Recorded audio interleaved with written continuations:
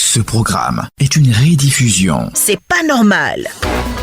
Une situation vous déplaît, vous en avez gros sur le cœur, vous êtes exaspéré par un certain nombre d'événements. Radio Côte d'Ivoire vous ouvre une lucarne pour crier votre mécontentement dans le bon ton, la courtoisie et le respect. Je dois contre le collège des professeurs. On dit code d'inscription en ligne, fiche de renseignement, affecté de l'élève, 6e et 5e, kit d'inscription des affectés de l'élève, 20 000, livret scolaire, RAM, chemise cartonnée et enveloppe timbrée. Je me plains contre cela. La ministre a dit que nous devons payer. Voilà, c'est pas normal ici. C'est moto, j'ai dit. Moto, ça fait accident, ça tue. Même les enfants, la maman justice, c'est quand ils les parlent. Ils ne vous écoutent non pas. Donc, vraiment, je voulais passer par vous pour lancer un message aux communautés. Il n'y a qu'à vraiment voir les enfants. Pas chef de brigade du sous-préfet là, le maire est là. Mais ça vit tous les jours. Il y a quelque chose qui ne va pas du tout. Les lampadaires ne sont pas éclairés. Aujourd'hui où je vous parle, je peux dire que l'éclairage public n'en ont pas. Le village est dans le noir. Voilà, donc vraiment, en tout cas, on demande pardon. Notre lampadaire, mon cri de cœur. C'est pas normal. Du lundi au vendredi, de 8h05 à 8h30.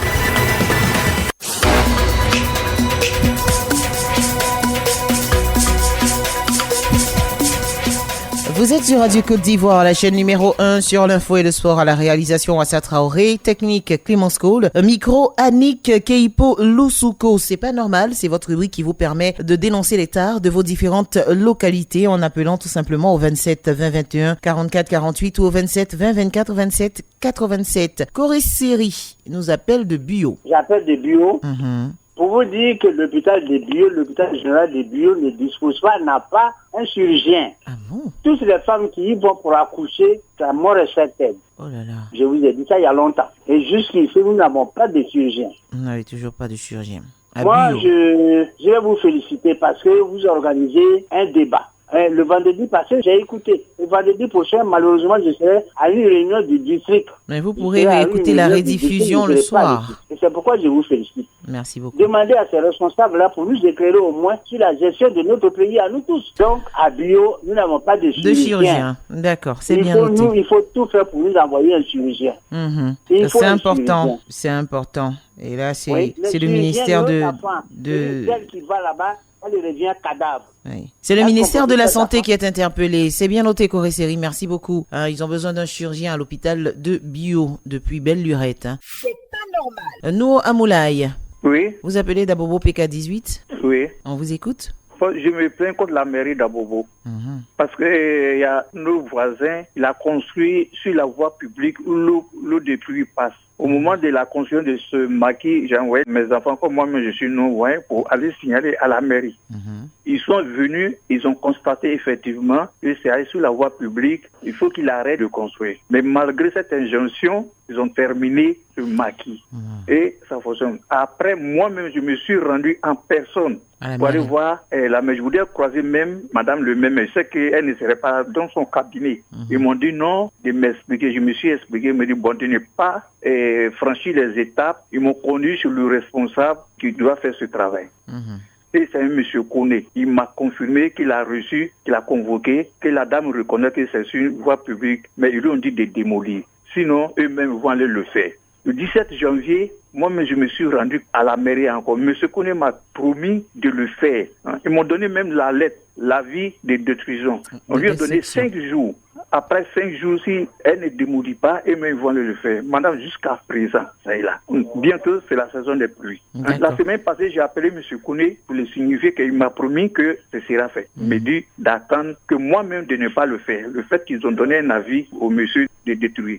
Je suis jusqu'à présent. Maintenant, bientôt, on va rentrer dans la saison des pluies. Bien sûr, on y est déjà. déjà. Pas de détruire. Mais eux aussi ne le font pas. D'accord, ils vont le faire si cette autorité-là vous a rassuré. Je pense qu'ils vont le faire. Peut-être le temps de régler des paperasses, c'est tout. Mais on espère que ça va se faire assez rapidement. Vous avez bien fait aussi d'appeler sur Radio Côte d'Ivoire, comme ça. En tout cas. Voilà, on va pouvoir porter votre voix pour que ce problème-là soit résolu dans les plus brefs délais. Merci beaucoup. En tout cas, Voilà, parce que bientôt c'est la saison des pluies. Exactement, et nous sommes en train de rentrer dans la saison des pluies d'ailleurs. Merci Franchement, beaucoup. je compte vraiment sur vous, madame. Merci. Nouo Amoulaye, les responsables de la mairie d'Abobo sont interpellés pour la construction anarchique d'un maquis. On va le dire ainsi. Il y a eu un avis de destruction qui n'a pas encore été respecté. Donc, merci de repartir là-bas. On vient de convoquer le concerné afin de lui demander ce qu'il en est. C'est pas normal. Guédéric nous appelle d'Irogogwa. Comment ça va? Ça va très bien.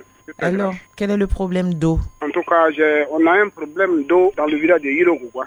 Si, bien sûr, mais c'est quoi? Vous n'avez pas de château, de pompe? Comment ça se passe? Oui, on n'a pas de château, on a une seule pompe qui est vraiment dans ce village. Nous sommes près de 6 000 habitants. Donc, nous venons par le canal de votre émission pour vraiment s'adresser à notre ministre de l'hydraulique, vraiment nous venir en aide. Parce que nous avons un problème très sérieux. Avant même d'arriver au ministre de l'hydraulique, on va interpeller les responsables de l'ONEP. Parce qu'ils sont chargés, voilà. Vraiment, aidez-nous dans ce sens. Vraiment, on a beaucoup de fois crié à ces gens de personnes. On a couru derrière ces personnes. Donc, vraiment, je passe par le canal de votre émission pour vraiment demander l'aide. Vraiment, nous avons un problème sérieux dans ce village. L'eau qui est sous devis. Donc, aidez-nous dans ce sens pour que vraiment nous ayons au moins 2 autres pompes hydrauliques pour que vraiment le village soit satisfait dans ce sens. Sinon, nous avons des marigots. Entre-temps, le président de la République même a dit on ne doit pas boire ce genre d'eau. Mais présentement, nous buvons l'eau des marigots. C'est pas normal. Ouais, c'est pas de l'eau potable. Dans la Côte d'Ivoire. Nous voulons émerger aussi avec le président de la République. Vous avez raison, monsieur Guédéric. Donc, comme on le disait, les responsables de l'ONEP sont interpellés dans le village d'Irogogwa. Ils n'ont qu'une seule pompe. Ils n'ont pas vraiment accès à de l'eau potable. C'est pas normal. Ira Ahmed, vous nous appelez de Taï. Oui, c'est ça. Je voulais parler de la CIE à Béoumi, là. On vous écoute. Je voulais un compteur. Tout a été payé. C'était depuis le 19 mois 2021. Jusqu'à présent, il a tout payé. Il demandait, il a tout payé. Jusqu'à présent, il n'a pas reçu de compteur. Jusqu'à présent. Depuis décembre. décembre. Le que j'ai envoyé le reçu à la CIE, on me dit non, c'est à recodifier. J'allais photocopier ma pièce d'identité avec le reçu, mais jusqu'à présent, je l'ai fait jusqu'à présent, je n'ai pas encore reçu de compteur. Cela fait combien de mois maintenant? C'est depuis décembre, c'est ça? Le 19 mois 2021. Jusqu'à aujourd'hui, je n'ai pas encore reçu Oula, depuis 2021. D'accord. Alors que tout a été payé. D'accord, nous interpellons les responsables de CIE Béoumi, c'est ça? J'ai rempli ces formalités. Jusqu'à présent, quand il y a eu normalement, qui doit s'assurer de ça? D'ailleurs, ils ont pris le temps pour remplir ces papiers. D'accord. Donc, les responsables de la CIE, la section CIE Béoumi, sont interpellés parce que c'est là-bas que vous avez effectué votre achat. Pardon? C'est là-bas que vous avez effectué votre achat à CIE Béoumi. Oui, justement. D'accord. Vous faites bien d'appeler. Installer le compteur à Koué-Bokan. C'est à 27 km de Béoumi. D'accord. Voilà, jusqu'à présent, je n'ai pas reçu de compteur, je n'ai pas reçu aussi l'argent. Et vous en avez besoin parce que vous avez déjà tout payé. Justement. D'accord. Je n'ai pas reçu de compteur, il faut que je me rembourse. C'est bien noté. Pour placer le compteur. On a bien compris. Merci beaucoup, Deira Ahmed, d'avoir appelé sur Radio Côte d'Ivoire. C'est pas normal. Kwaku Kwadio André, vous nous appelez de Mbayakro? Oui, Bonguera, de Macro. D'accord, à Bonguera. On a un problème de route. La route est totalement dégradée. On a interpellé le gouvernement, n'a pas vu de dire. D'accord. Depuis comme ça, la route, on ne peut pas passer. Si le ministère de l'équipement et de l'entretien routier est déjà à pied d'œuvre pour permettre à certaines localités d'avoir la route, on espère que vous serez les prochains. On l'espère vraiment. Merci beaucoup, Kwaku Kwadio André. C'est pas normal. Niaï Jérémy, vous nous appelez de Guiglo. Ouais, c'est le Guiglo. D'accord, on vous écoute. Vraiment, il y a des gens qui n'ont pas pitié de l'homme. Diablo, c'est un gros village de presque 1 million d'habitants. Qui est au bord du barrage de Bio, là, un grand village. Mais il y a des gens qui sont venus. Excusez-moi, c'est Ziaglo? C'est Ziaglo? Oui, Béaglo. C'est Ziaglo. Béaglo. Ah, Béaglo. Voilà. Ils sont venus poser les poteaux électriques et puis bon, ils sont partis, ça fait peut-être 1 an, 2 ans, maintenant il y a 2 poteaux, mais ils sont presque tombés même sur les personnes. Et les gars étaient assis, tranquillement, ils n'ont pas besoin de courant, ils sont venus poser le courant. Maintenant, jusqu'à présent, ils ne sont pas connectés sur la haute station, les gars ont besoin de courant, zéro, il n'y a rien. Ils sont partis, ils reviennent, jusqu'à présent, on les voit plus, ils ne peuvent pas signer de vie. Il y a quelques on ne sait pas. Donc nous, on leur demande pardon, on n'a qu'à venir, ils vont nous donner le courant, nous, on va s'aller. Voilà le problème, maman.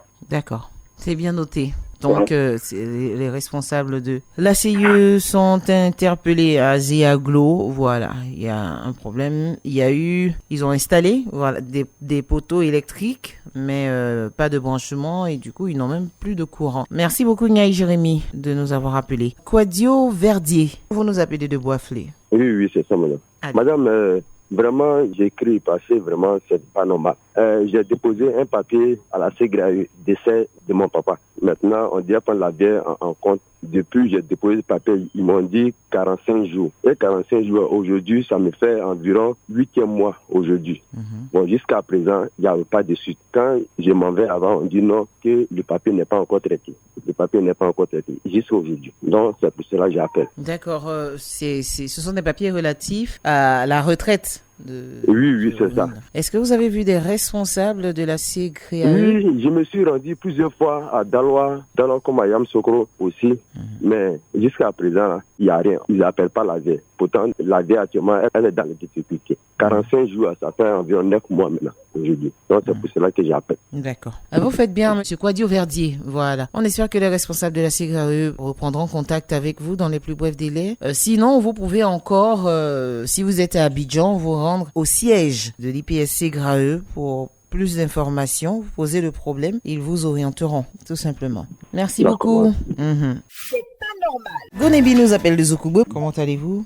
Soyez bénis. Amen. J'appelle de Belleville village. Nous sommes à 20 km de Zoukoubo et à 50 km de Daloa. Alors Belleville, c'est un gros village peuplé de plus de 32 000 âmes. Jusqu'à aujourd'hui, nous avons bénéficié d'un hôpital où il y a au moins 4 infirmiers et 3 sages-femmes. Mais jusqu'à ce jour, nous n'avons pas une ambulance. Et il faut dire que Belleville, il y a au moins 4 collèges, 6 écoles primaires et aussi un centre qu'on appelle un poste de la gendarmerie. Mais nous n'avons pas d'ambulance. Même s'il y a un cas difficile, regardez la distance que nous faisons du goudron, près de 29 km avant d'aborder le goudron. Donc vraiment, nous avons besoin d'une ambulance. Nous passons par vous, madame, pour que notre voix puisse porter aux oreilles du ministère de la Santé. Vraiment, aidez-nous. Nous avons besoin d'une ambulance. Vraiment, c'est notre cri de cœur. Si. D'accord. Rappelez-nous le nom du quartier. Il est parti. Il avait dit Belleville, je crois, à Zoukoubo, tout simplement. D'accord. Merci beaucoup, Gonebi. C'est pas normal. Kwaku Marc, Yamoussoukro. Je suis à Yamoussoukro, quartier Nana, extension. Vraiment, il y a l'insécurité totale. Les gens, ils ont un plan de vol maintenant. Et les jeunes gens, ils viennent avec moto. Ils sont 2. Ils prennent la moto et les gens qui trouvent des passages dans les rues, alors ils s'arrêtent et il y a un qui sort machette et qui dit donne-moi tout ce que tu as. Et ça fait plusieurs jours, plusieurs semaines que vraiment nous sommes dans l'insécurité totale. Et depuis avant-hier, ils sont venus voler des Tunisiens à 2h du matin. Donc il faut dire que notre quartier aussi, une partie n'est pas éclairée. L'éclairage public là. Alors, les lampadaires, il y a une partie du quartier, il n'y a pas de lampadaires. Donc, selon public. Vous, M. Kwaku Marc, c'est ce qui justifie cette insécurité. Comment? C'est ce qui justifie cette insécurité. Oui. Mais il faut dire que les vols là aussi, des fois, c'est à partir de 5h30, 6h du matin. Rappelez-nous le quartier. Voilà. Mais la nuit, surtout la nuit, où ils sont venus attaquer les Tunisiens là, non loin de moi, et ça là, c'est à 2h du matin. Donc, il y a une partie du quartier même qui est dans le noir complet.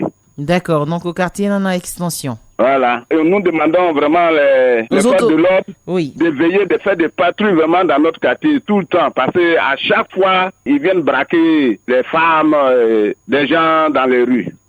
Vraiment, pardon. Merci beaucoup, Kwaku Marc, d'avoir appelé. Les autorités locales de Yamoussoukro sont interpellées, ainsi que les agents de sécurité. Voilà, les forces de l'ordre, afin de pouvoir peut-être faire une patrouille là-bas, voir l'état des lieux, faire un état des lieux et puis aviser tout simplement. C'est pas normal. Yapo Ewe Paulin, Rabio. Oui. Comment allez-vous? Oui, je vais bien. On vous écoute.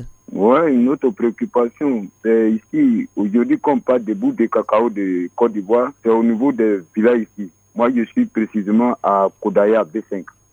Mais nous avons une embuscade. Nous n'avons pas de route pour pouvoir sortir à Bio, ni de route pour pouvoir sortir à Soubré. D'accord. Donc, c'est vraiment ça nous préoccupe. Au niveau du courant seulement, ça a été réglé. On a de la lumière, mais au niveau de la route, c'est la route qui fait vraiment le développement d'un secteur. Donc, sans une route, il n'y a pas de développement. Donc, vraiment, on prie M. Alain Donwaï de vraiment faire face à nous pour que même le cacao puisse sortir facilement, pour que nous tous aussi on puisse en bénéficier. C'est bien noté, donc la route, qu'on puisse la reprofiler ou la refaire, tout simplement sur les différentes sorties de bio. Merci Yapo Ewe Paulin d'avoir appelé. Sur Radio Côte d'Ivoire, les autorités locales, le ministre de l'Entretien et de l'Équipement est interpellé également. C'est pas normal. Beau Alexis, vous nous appelez de Zionoula. Effectivement. Vous avez également un souci de route. On vous écoute. Moi, j'appelle pour parler de la route entre Mans et Séguéla. J'ai toujours appelé, mais ce n'est pas encore fait. Je demande toujours pardon au plan de la République, M. Alassane Ouattara. Et au ministre de l'Équipement et de l'Entretien routier également. Voilà, ça même moment. C'est le ministre en charge des infrastructures routières. Au moment lui-même, il est au pouvoir là. Si nous, ses alliés, on reste en brousse, vraiment, je ne sais pas qui va nous sortir de cette brousse-là. Donc, il a pitié de nous pour achever la route entre Mans et Séguéla. Entre Mans et Séguéla. Et que la victoire a pas de téléphone demain. Merci beaucoup. On le souhaite vivement également, la victoire des éléphants. C'est pas normal. Touré Vamori. Radivo, vous avez aussi un problème de route. Voilà, j'appelle pour la énième fois pour la route qui relie mon village à mon village maternel. Mon village s'appelle Koro Sarankoro, du département de Koro et de la région du Bafing Touba. La route qui mène de mon village maternel Baraza à Koro Sarankoro, mon village paternel, fait 9 km. Et de mon village maternel à la frontière, 9 km. Mon village paternel Koro Sarankoro a bénéficié une inauguration d'un dispensaire urbain du président de la République. Et les villages qui doivent en bénéficier ce fruit, la route fait défaut. Cette route a été donnée à un entrepreneur qui s'appelle Betema. Il a construit le pont depuis 2018 jusqu'au jour d'aujourd'hui. La mise en forme n'a pas encore faite. Vraiment, je demande pardon au président du conseil régional, M. Mamadou Sanogo, d'avoir pitié de nous, de faire tout pour que cet entrepreneur, M. Betema, vienne pour terminer le travail. Les ponts sont déjà construits. Il a déjà fini les ponts depuis 2019. D'accord, Monsieur Touré Vamori, on va même interpeller l'entrepreneur en tant que tel, pour qu'il puisse achever le travail qu'il a commencé ou qu'il puisse vous donner des informations sur pourquoi est-ce que ce n'est pas encore terminé. Merci beaucoup, Monsieur Touré Vamori. C'est pas normal. On termine ce numéro de C'est pas normal avec Taï Séraphin qui nous appelle de Blény-Merois. Comment ça va, Taï Séraphin? Par la grâce de Dieu, je vais un peu bien. D'accord, on vous écoute. Madame, je voudrais savoir, il faut combien d'années pour installer une pompe hydraulique villageoise dans une localité, alors que l'eau est source de vie. Depuis le vendredi 13 septembre 2019, les travaux d'une pompe ont commencé à débuter à 10 heures. Et jusqu'à l'heure où je vous parle, ces travaux ne sont pas encore achevés. 2019, ne sont pas encore achevés. Vous voyez, ce n'est pas normal. Le gouvernement fait tout pour satisfaire les besoins des populations. Mais ceux qui ont souvent la charge d'exécuter ces projets-là, c'est eux qui posent problème. Pour installer une pompe dans un village, il faut mettre combien d'années? Depuis 2019, ce n'est pas encore achevé. Mais madame, là, ce n'est pas normal. Ce n'est pas du tout normal. D'accord. Voilà mon cri de cœur. Ah oui, on comprend aisément parce que l'eau est source de vie, donc quand on manque d'eau, vraiment, ce n'est pas normal. On demande aux responsables de l'ONEP de pouvoir jeter un coup d'œil à Blény-Merois, pourquoi pas, afin de les fournir en eau potable, en pompe, ou même terminer le château d'eau. Merci beaucoup Taï Séraphin de faire confiance à Radio Côte d'Ivoire. Merci également à tous les auditeurs. C'est pas normal, revient demain. C'était C'est pas normal.